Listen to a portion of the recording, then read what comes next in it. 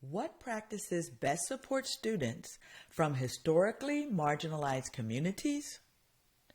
Well, as educational leaders, few responsibilities carry more weight than ensuring opportunities for all students, particularly those from historically marginalized communities. Despite decades of reform efforts, achievement and opportunity gaps persist, indicating that many of our well-intentioned initiatives fall short. So by examining our practices through the lens of opportunity, access, and cultural responsiveness, we can develop more effective approaches to support these students. So let's start by examining some of the critical missteps that are made. Why? Because many districts make critical mistakes when attempting to address educational inequities. First, there's often an over-reliance on deficit-based thinking, viewing marginalized students primarily through the lens of their challenges rather than their strengths and potential. As I witnessed at a past meeting several years ago, administrators discussed fixing students' cultural deficiencies rather than addressing systemic barriers. Another common error is implementing one-size-fits-all solutions. Now, when we apply universal approaches without considering student needs, we inadvertently perpetuate inequities. Let me give you an example. So, for instance, a well-meaning literacy initiative might ignore the linguistic assets of multilingual learners, treating home languages as obstacles rather than resources. Perhaps most problematic is the tendency toward performative equity work.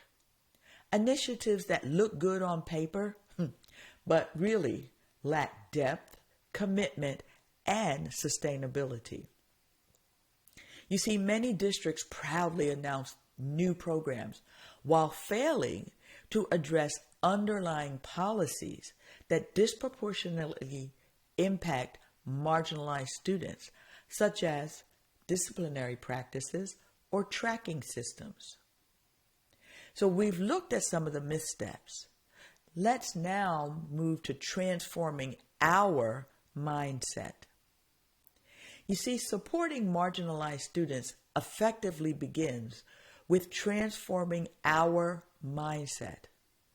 So rather than viewing diversity as a challenge to overcome, successful educational leaders recognize it as an asset that enriches learning environments for all students.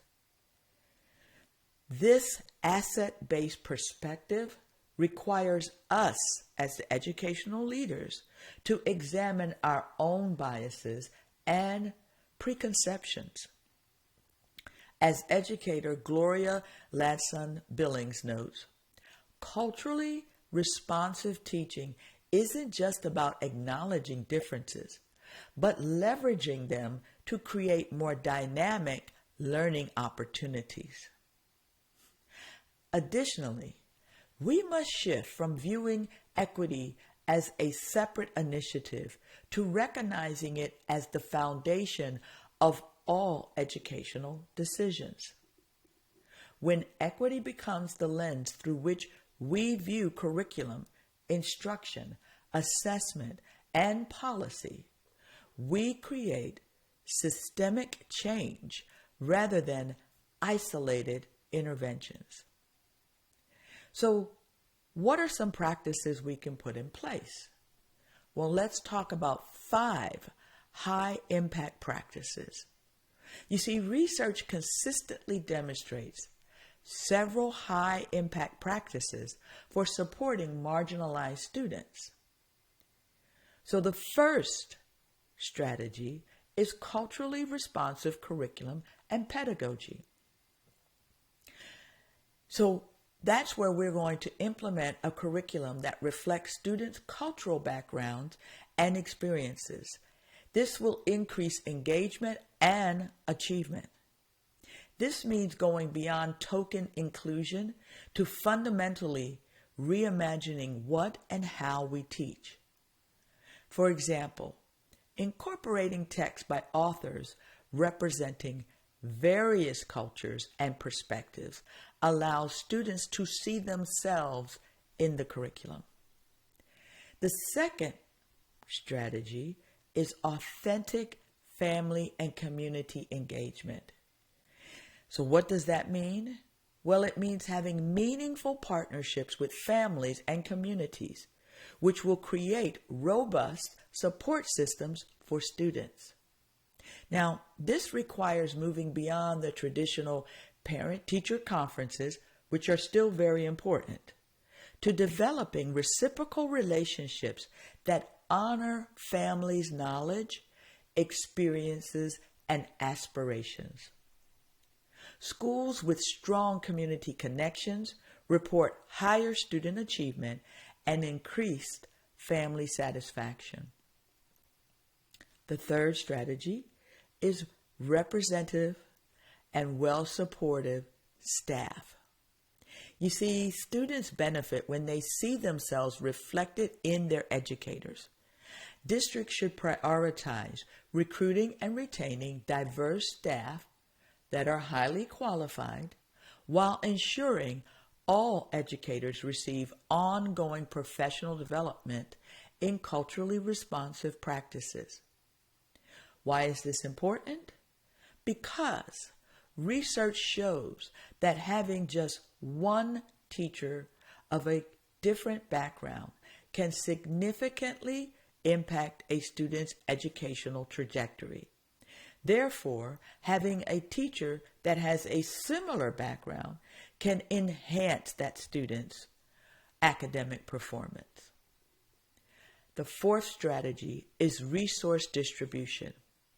So addressing opportunity gaps requires an honest assessment of resource allocation. This includes tangible resources like funding, materials, technology, and intangible ones. For example, high-quality instruction, advanced coursework, enrichment opportunities. Leaders must be willing to make difficult decisions to ensure resources flow where they're most needed. And the last strategy is data-informed decision-making. So regularly examine data. So you want to look at your disaggregated data, which helps identify patterns of inequity and measure progress. However, data must be contextualized within students' lived experiences, avoiding simplistic interpretations that reinforce stereotypes. So now that you've looked at the 5 practices, let's talk about moving beyond good intentions. Because as educational leaders, we must move beyond good intentions to transformative action. So I want to challenge you to conduct an audit of your district's policies and practices within the next month.